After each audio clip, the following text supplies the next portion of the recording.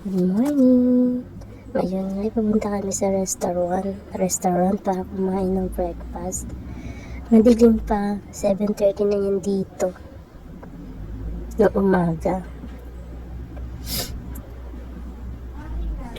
Nauna na nga kami sa kanila.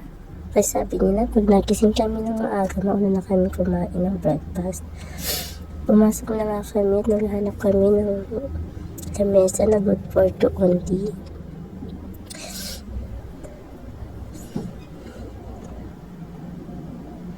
Ito nga nakita si Karing na may apoy, doon kami umupo para daw mainit, warm. Chinek na nga namin yung menu. Kinuha na lang yung order namin. Pero pumunta kami doon sa buffet para kumuha ng iba pang makain. Ito yung tinapayan. Diyan kami kumuha ng tinapay.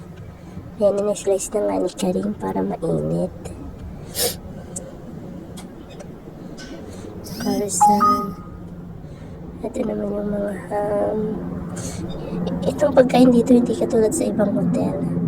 Ito puro bread cheese lang. Juice, water, yan lang. Ito cheese. Hindi katulad sa mga napuntahan natin. Talagang may kanin, may sinangag, may ano. Yung itlog orderin na lang yun. Yung in-order namin. Pero ito lang talaga more on bread. Tsaka napansin namin dito, ang pinaka talaga nila is potato. Wala silang rice dito. Yung pinaka rice nila is potato.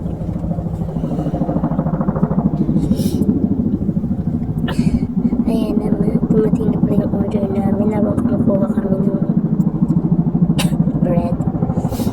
Tapos na rin kami kumain. Ayan naman, binigyan niya kami ng mainom. Yung pait sobra, nalok kami. Ayan nga, tapos na kami, pabalik na kami sa hotel. Umaga na, maliwanag na nung lumabas kami. Siguro inabotin kami ng 1 oras doon sa breakfast. Napunta na kami sa hotel, yun ang hotel namin. Ito ang hotel namin, yan.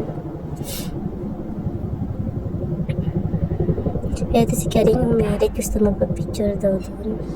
Pagkatapos namin, pumasok na kami. Hindi ka makapasok dyan ng walang card or susi mo sa kwarto para itap. Ayan. Ganito ang hotel, pababaan dito ang hotel namin sa pangalawa.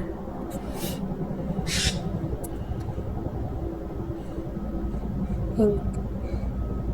Kaya ayaw gumana.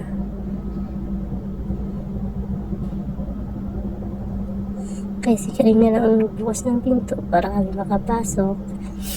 Ayan yan, nakarating na kami sa kwarto. Natulog ulit kami. Thank you sa pag